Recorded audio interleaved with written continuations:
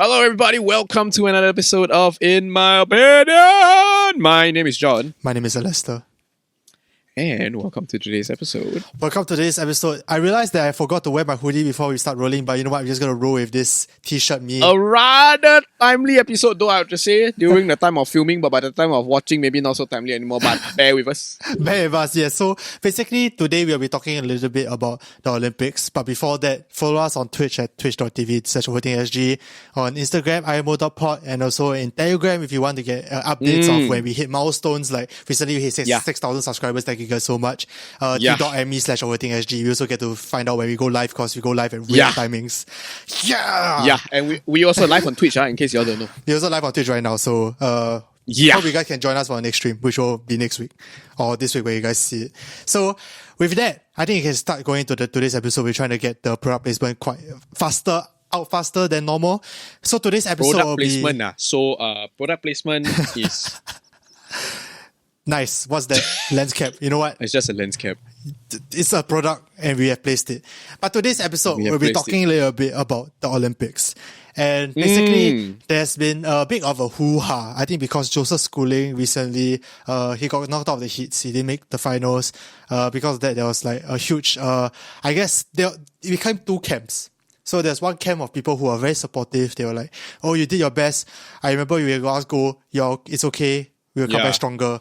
And then there's the other camp that's like, why this guy defer NS and did such a shit job? He should stop drinking Milo. Or like, walao last time go, now 8th. Yeah. That And kind of bullshit response. Yeah, so there are two camps. And I would say the overwhelming majority though is on the nicer side, I would say. Do you agree with that? I think overwhelmingly people are still quite nice. Depends on? It depends on where the people are commenting on, or where these people are viewing this news. Maybe. Because there is an overwhelming majority in some of these communities, in some of these echo chamber communities. I don't want to name who, but some shady quote-unquote news pages, where they will be slamming and echo chambering on like, this guy, what's ya, lose, all the kind of thing, and then still accuse him of nonsense like taking the government's money, or like supposedly being funded but not getting results, Yeah, I think there's like a whole bunch of things. But at least from what I see, anecdotally, most people are like quite nice. People are very, very understanding. And I thought that was like the right way to go until recently I read this news post from Rui Yong. Not news, but Facebook post from Rui Yong. Rui Yong is a national runner, marathon runner. So Rui Yong is, Singapore's, I dare say Singapore's top marathoner. Yeah. I don't think that's a stretch, to be honest. But I think he brought up a point which makes me think a little bit about today's topic, which is, are we being too nice to our athlete? Which sounds very bad, but here's out. So basically, Rui Yong was talking a little bit about, we're going to link the Facebook post down below as well so you guys can read it fully. But he was talking a little bit about like how athletes, they are supposed to perform, and having people say it's okay, you tried your best, it's not constructive to them. Because they're supposed to perform at their peak, and saying that is not constructive. He said instead we should giving criticism, constructive criticism along the way. Which when I heard it, I was like, okay, actually, because John and I were once athletes, even though we might not look like we are, we were once athletes, and we would like to think we were pretty decent at our sports at the time. And I think that the inner athlete in me understands what he's trying to say. Actually, I think it resonates quite strongly as well. So that's why we have today's topic, are we too nice to our athletes? But I think we can break that down even further to kind of reach the end topic. I think the first topic is like, where's the line? Because we obviously know, in the preamble, we talked a little bit about like, how there are so many people who are like saying that, oh, it's the government money, but it's not even true, that kind of thing. Obviously, there's a very clear line of like, no, you don't defame someone, you don't personally attack someone. I think that's something that everyone can get behind. But what's the line for you personally as like a sports fan and an ex-athlete for you as well for you? Okay, so for me, right, I feel that like the key word here which you mentioned is basically constructive criticism. Okay. I don't mind you telling me in the face, especially let's say I did a bad play or I did a bad move that didn't benefit my team, right? That was a bad move. Or like your results are trash. Okay, but does it matter how it's done? No, because those are facts, Okay. right? I don't mind that as an athlete, you tell me facts, right? Like, oh, your throw just now was shit. Which Or I've heard like, plenty of times. of course I've heard plenty of times, right? Yeah. Or like your run just now damn slow. Or why you this height want to go and mark the person 20 cm taller than you. Something like that. Okay, Right? Why? yeah. Right? Yeah. Facts. These are facts. Right? And then you'll be like, this is constructive criticism. Because this why all got answer one. Okay. Think about it. Right? Why you throw like that? Bad Two throw. reasons. You throw either not good enough or Yeah. why you choose to pick the risky throw. Yeah. Right? Yes. Why you go and mark the guy 20 cm taller than you? Either no one else to mark, the strategy was wrong, Yeah. or Just- you hao lian lah, There's always an answer Make for sense? it. Yes, there is. Make sense? That makes sense. That makes sense. right? Or like a defense player, why you play offense point? Yeah. Oh, okay. Right? Fair enough. Yeah. Nonsense like that. You know, For all the people these who are are a bit constructive. confused. Yeah, for all the people who are a bit confused right now, we are talking about frisbee because we used to play frisbee as well. Oh yeah. I play We ultimate realized frisbee. We didn't say. Yeah, we play Anyway, ultimate but frisbee. yeah, I would say that most of the examples that I gave were very valid to all sports. Yeah. Like, I mean, they're applicable to football too. If you're a defense player, why are you playing up in the Forward, wing yeah. towards the goal? Yeah. No point, right? Yes. Right? You're out of position, and this is where constructive criticism that is factual is deserving. Why? You did a bad thing, you deserve the bad facts. Okay. Right? Then does it But matter that how it's being being said? said, Does it matter how Okay. it's being said though? I think how it's being said is that doesn't matter, but what matters is who is saying it. This is what I think matters. Okay, so elaborate a little bit more. Okay, so I feel that like if it's a teammate, an opponent, or a coach saying it, right, 100% take it. Yes, I agree. 100%. 100%. Good. Yeah. But if it's a fan or someone on the sidelines or an audience member, then that's a little bit less constructive. Yeah, I think it's also because like if your teammate, there's obviously the inherent trust in the teammate. You trust that they know the game plan, you trust that they know your skill set and they know what's best for the team and they want the best for the team and the coach as well. Yeah. Or like even people who know lah. But like for the public, okay, honestly speaking, if let's say a public member came and tell me like my frisbee shit, I'm not losing any sleep over it. Let's just be honest. Like, I'm not going to be like, I'm not going to be like, wow, shit, someone told me my frisbee is shit. No, but you must understand that would affect maybe most people. For most people, I would say I don't answer for everyone, but that would affect me emotionally and also offer me zero constructive, actionable points. That's true. It's like one of those You like get they where I'm tell you coming shit, from? but then like you don't know why. They can't tell you how to improve. Yeah, you also get the sense that they tell you that you're shit because they just want to tell you you're shit, not because they want to help you tell you how to improve. Yeah, and also I think it compounds a lot more, especially when you're a Joseph schooling, right? Like you're in the national spotlight, and swimming is a sport that everyone thinks that they're good at. You know? Yeah. It's not like Everyone thinks they can do. everyone thinks that they can do swimming because everyone knows how to swim. So like everyone, it's not like, let's say like water polo. I think water polo people for some reason don't say as much because people think that that's a very difficult sport. And it is a very difficult sport to begin with. But all sports are difficult at the Olympic level. So I think it's just so that like it's one of those things that people look at the swimming, it's like, dude, I can do that. Why is you so slow? And then I call it a Dunning-Kruger. I contribute this to the Dunning-Kruger effect. Oh.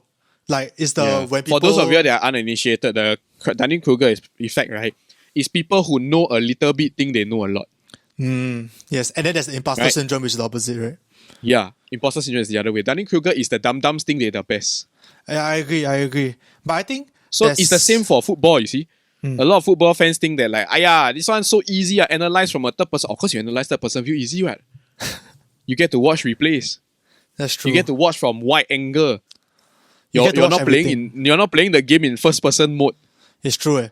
When you play the game, right, it's at least from my experience, like a lot of times you watch the film and you're like, oh my god, this guy was wide open, why didn't I do it? But in the game, right, really truly, that's all, you don't see a lot of things, one. And I think athletes will be able to understand as well. So, seeing it from a third person point of view is a lot more difficult as compared to playing itself. If you guys are not athletes, I think a good way to think about it is like maybe like Valorant, let's say. Like, you see people play Valorant, you're like, oh my god, he's so cui, he cannot aim properly. But when you play Valorant, you'll probably aim as Cui. It's, I think, Yeah. kind of the same, like, parallel, if I were to say. Yeah, so this is what I mean by where it comes from become very important. Because most of the time, like, people outside of the immediate tournament who comment on your plays, Yeah. right? If their intention is not of a coaching angle, right? Then this type of feedback is a lot of times, especially the criticism kind, not useful or not useful and not helpful. So do you agree Because with you think about Rui it, Yong? if you're grappling with a loss, right? Yeah. Do you still need someone from the audience member be like, hey, you lose Yeah, you did like shit, yeah. How come you tell me for what? It's like my wallet kena stolen. It's like, oh my god, you got robbed So, in that sense, It's like the very, like you always say, what then how is it? then how is my ultimate way of pushing responsibility away from myself. But like, I think then in that sense, right, aren't we kind of disagreeing with Rui Yong? Because Rui Yong say like, stop protecting our athletes, like stop saying you did your best. But Yeah. in that sense, if we see criticisms, which he has said, like, give constructive criticisms, honestly, from a public perspective, they can't say much that will help the athlete because they don't know them, they don't know their training schedule, Yeah. they don't know what it takes to be an Olympian, and it's not their fault, they just don't. And in that sense, then won't it actually we should just be supportive because that's all we can do really, that's the way to help them. That's the thing. You see, I feel that, like we mentioned in our preamble, about how we shouldn't mollycoddle our athletes. So there's a very big difference between being critical unnecessarily, right? Calling them shit, for example, saying their performance is shit, versus like being supportive and being mollycoddling. These are three very different things. So so as an audience member, you ought not to be too hypercritical. Yeah. Or, right, too hyper nice. For the back of a term, motherly. Yeah, okay, fair enough. So what's the hyper motherly side, as you would say? Hyper motherly is the, oh my god, it's okay, Singapore still loves you, blah, blah, blah, blah, blah. Once in a while, those things are fine. But trying to rally the crowd to do that is going beyond really.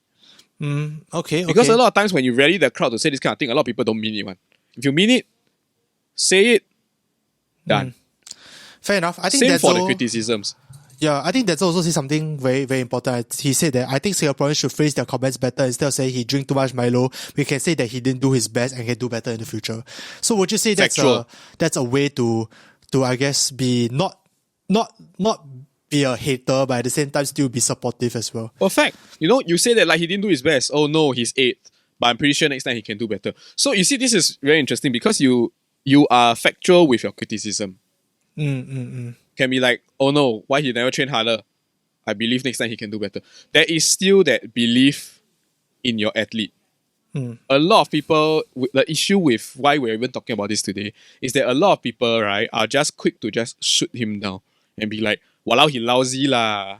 Which it's not a stretch. Let's think about it here. It's not a stretch that we know someone who would just say outright like that. Yeah. Right? And be like, yeah, he's just sweet lah. Yeah. A lot of people think that, I'm sure.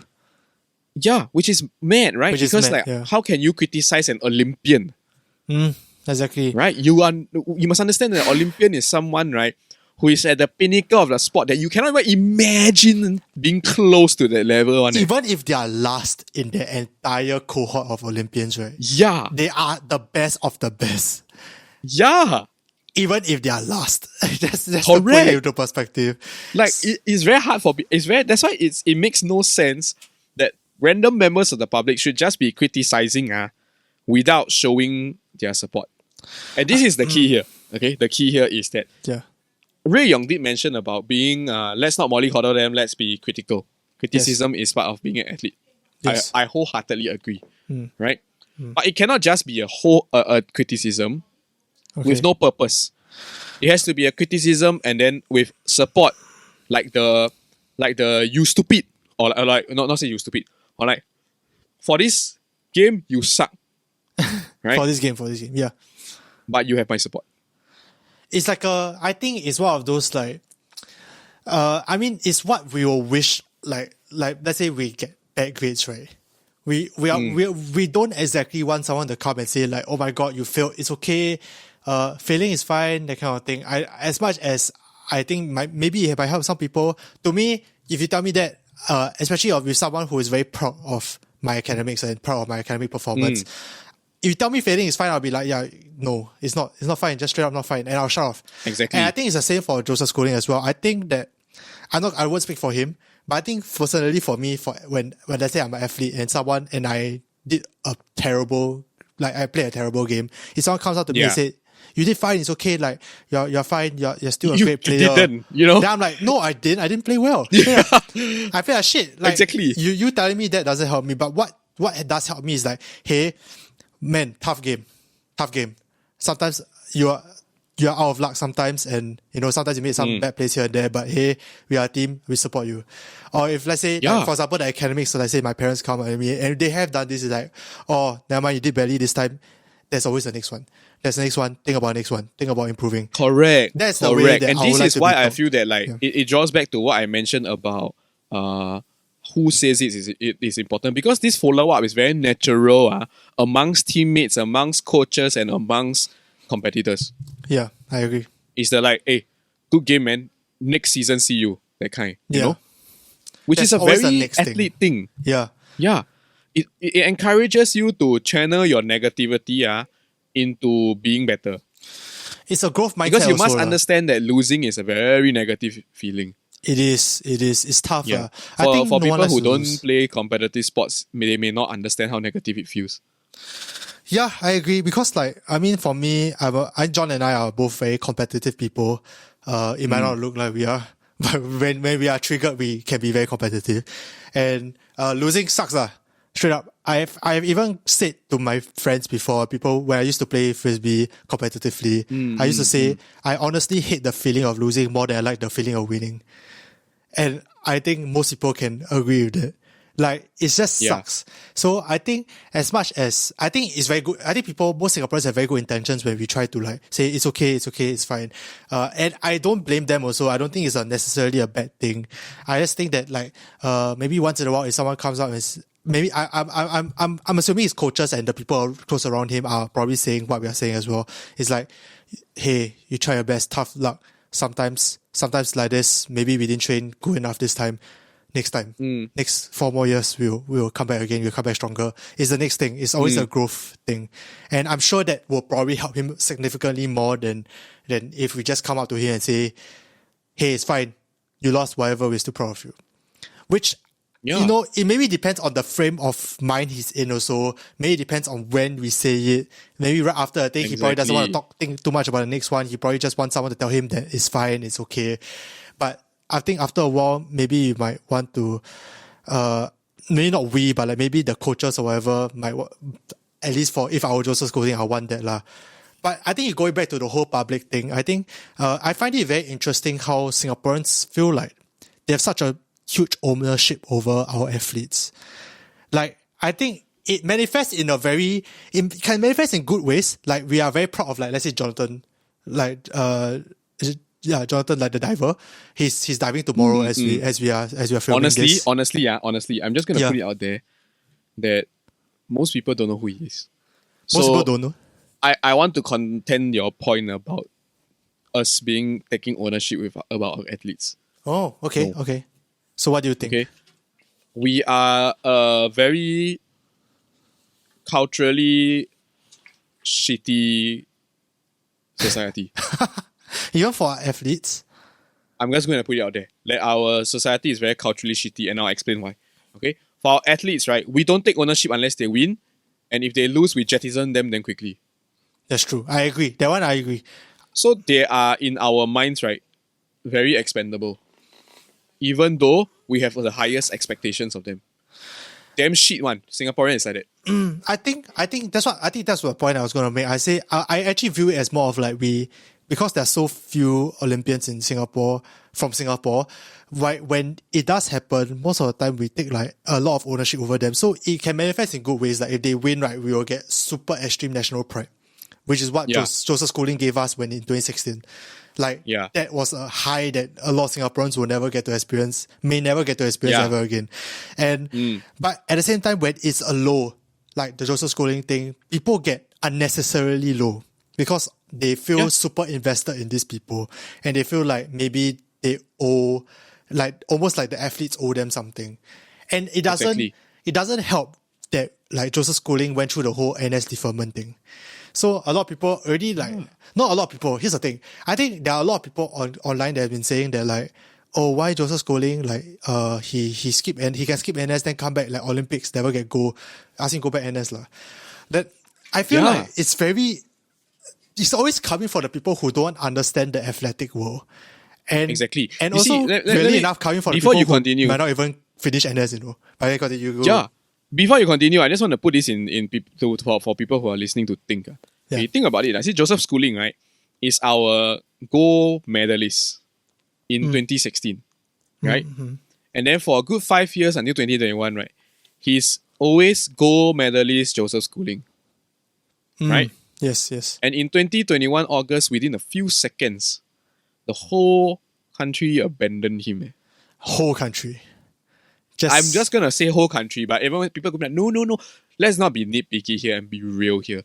The whole country has abandoned Joseph Schooling as a gold medalist. I think, because of a poor showing that happened within less than, 2 minutes? Within less than 2 minutes, Yeah. Because of what happened on a television, it undid 5 years of love for an individual. Because Singaporeans are trash. Like what I said, you see, we want the results, then we take ownership. This gold medalist is our people. Our people, yeah, But exactly. they cannot, then they jettison. Oh, why never serve NS and then still never win? A cowpay, right? The weird thing is that we have said this in the preamble before we wrote the cameras as well, but we said, weirdly enough, it's always the people who aren't serving NS. They are saying that. Because the people who are serving NS, I'm willing to bet, I'm willing to bet that most people who are serving NS don't give a shit. Like, we just straight up don't care because people who are serving NS have better things to worry about. Let's be frank here. We have other things to worry about as well. So, weirdly enough, the people who say like, why he never served NS and being hard up over it aren't the ones that are naturally affected by it, at least from what I see lah. I mean, Daryl also says when schooling goes back to NS, it's up to the authority to decide. I think our netizens have no say in this, and I agree with that. But I think because we have such a high ownership with our athletes, which we have said that it might be a good thing. When it's a good thing, it's like a super huge high, but when it's a bad thing, we don't handle it well. It's just like a bound to happen kind of thing because in every athletic there's an up and down. And I think another factor that I was thinking about just before like this episode, a lot of people like maybe might compare it to like, let's say if you do a poor job in your own like day job. Let's say you are an accountant and you did a terrible accounting job. People will scold you, people will say you're stupid, and people might even fire you. And they say like, if that's then shouldn't we treat our athlete that way? And I was thinking about that comparison as well. And at first I thought like, okay, that's quite a fair comparison. But at the same time, I also think that like the weird thing about athletics, especially for the Olympics, that every 4 years they only have one showing. So really, your job only happens once every 4 years. And the rest of the 4 years, right, people don't see you doing your job.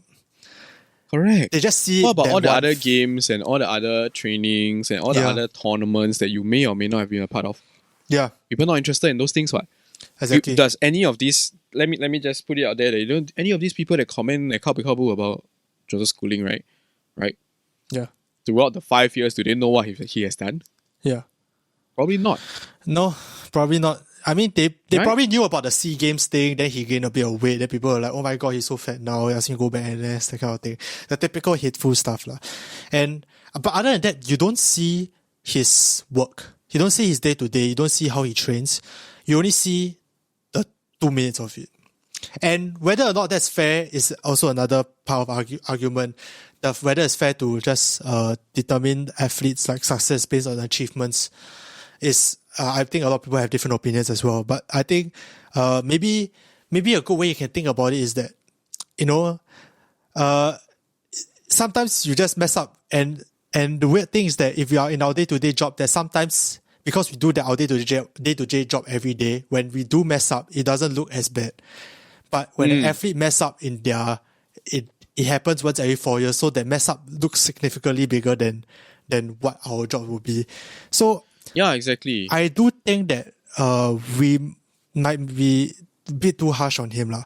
Personally, I think the Rui Yong thing, I understand from an athlete point of view why we might be a bit too nice.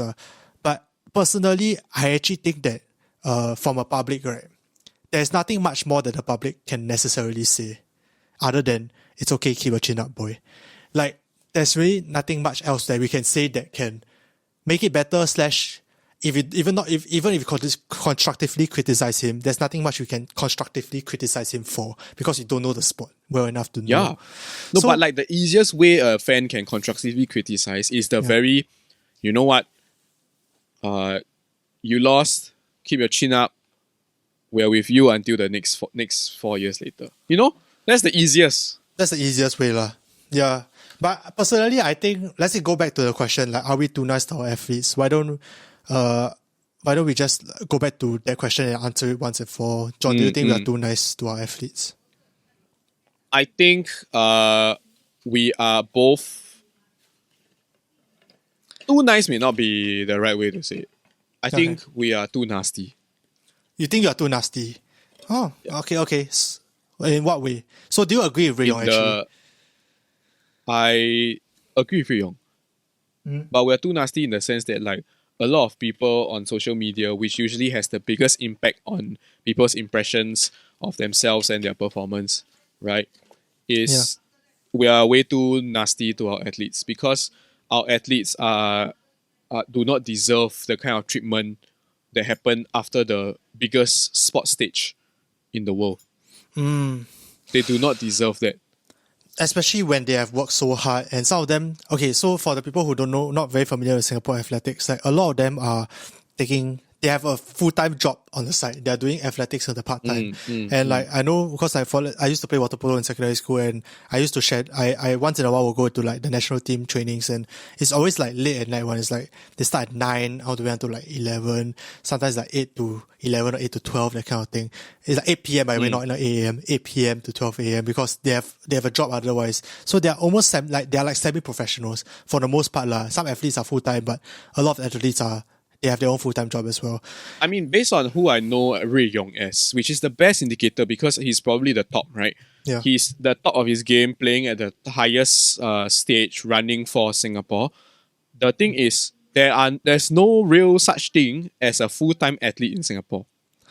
I mean, Joseph Schooling, is he a full-time athlete? This one, I'm not too sure. We can do a little bit of searching, but basically based on Rui Yong, right? They do have to work part-time jobs.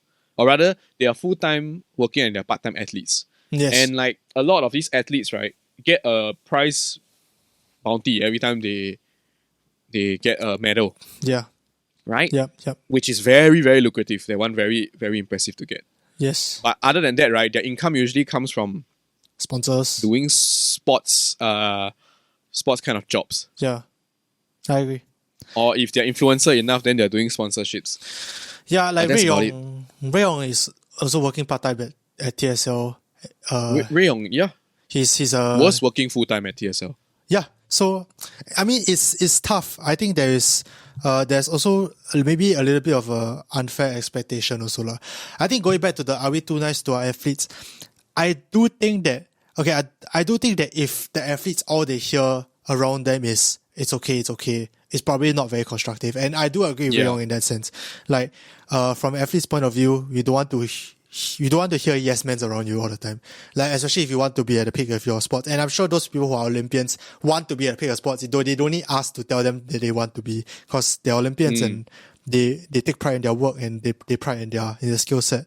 So yeah, I'm sure they feel that they don't want yes men. They don't want people to just tell them it's okay.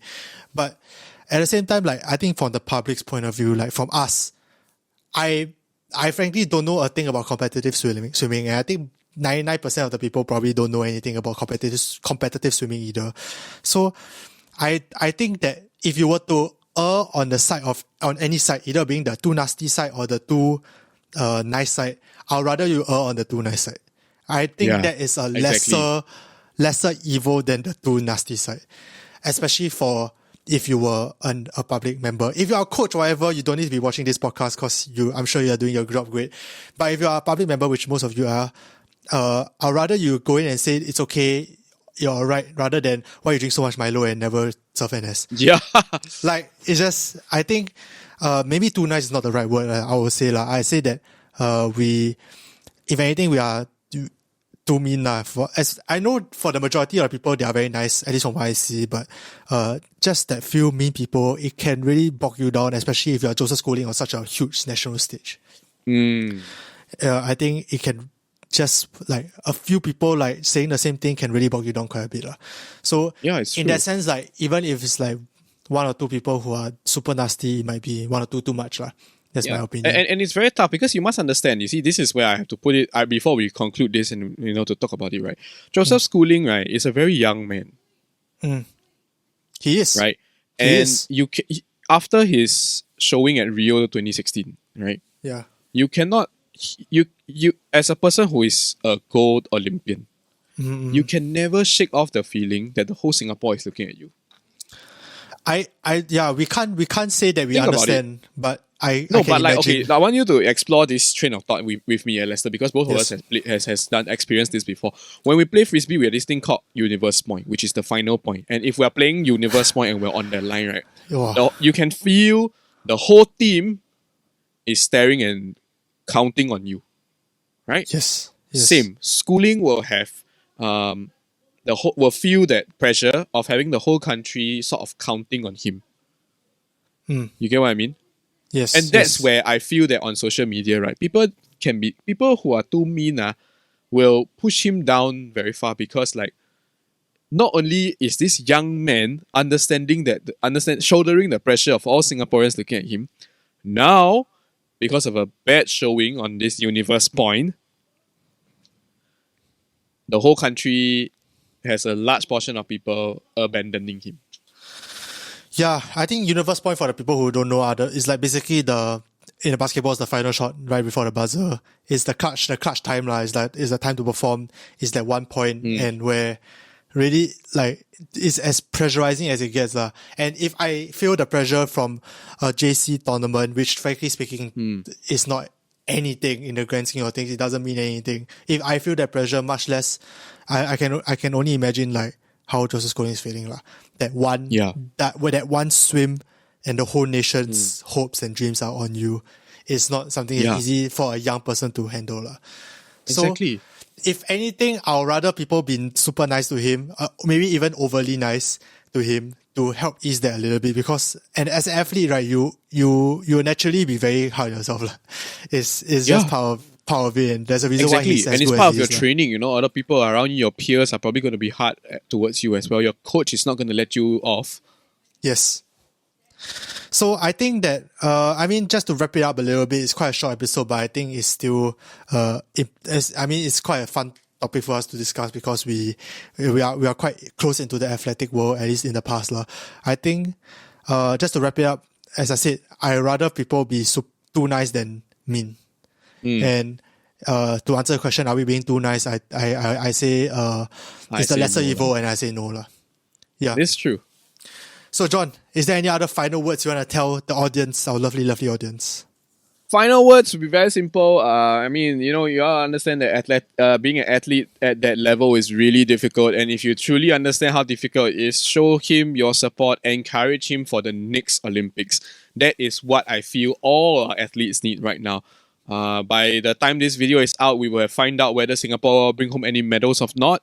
But, for those of you that are watching live, I would like to say tomorrow, 2 p.m, Jonathan Chan is diving, the last event for Team Singapore. Yes. Go and support him. Support all of them. If they don't bring home anything, encourage them to come back in 4 years.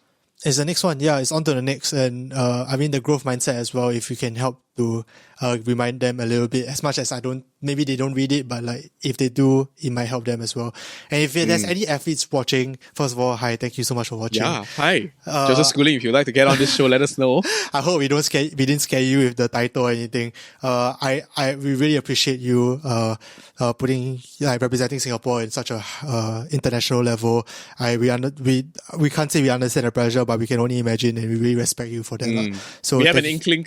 That's about it. We have a little bit we had a taste, but that taste was enough to make us realize that probably doing it internationally is not going to be very smooth sailing. So thank you so much for doing what you do and training as hard as you do. And hopefully, even if you didn't medal, just look forward to the next one, and we look forward to seeing what you're doing next. Yep. And with that, thank you so much for watching this week's episode of IMO. We'll be streaming on Twitch this Thursday. Probably this Thursday. Join us at t.me/overthinkSG to get some updates on whenever the episodes come out or when we stream. That's right. And with that, thank you guys so much for watching. See you guys next week. Thank you for watching. Stay safe. Yeah. Those on Twitch, stay here. We still here. Bye. Bye.